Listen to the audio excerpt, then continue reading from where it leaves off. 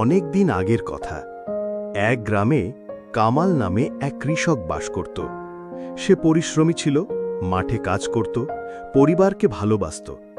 কিন্তু তার একটি বড় দুর্বলতা ছিল। সে কখনোই যা পেত তাতে সন্তুষ্ট থাকত না।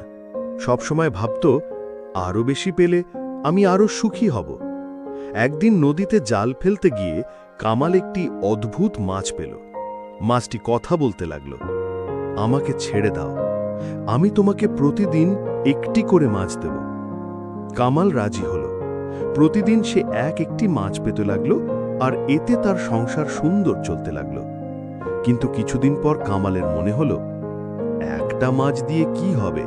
যদি একসাথে অনেক মাছ পেতাম তাহলে বাজারে বিক্রি করে অনেক টাকা কামাতে পারতাম।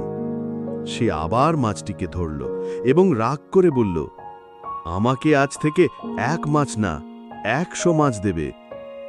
মাছটি দীর্ঘশ্বাস ফেলে বলল, লোভ মানুষের সর্বনাশ ডেকে আনে, তুমি আমার দেয়া আশীর্বাদকে সম্মান করনি।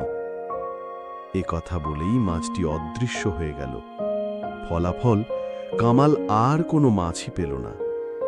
কামাল তখন বুঝল, সে যা পেয়েছিল তাতেই সুখী হতে পারত। অতিরিক্ত চাওয়ার ফলে তার সবই হাতছাড়া হয়ে গেল। বন্ধুরা, যা আছে তাতে সন্তুষ্ট থাকতে শিখতে হবে। অতিরিক্ত চাইলে ক্ষতি হয়, আর লোভ সব সুখ কেড়ে নেয়।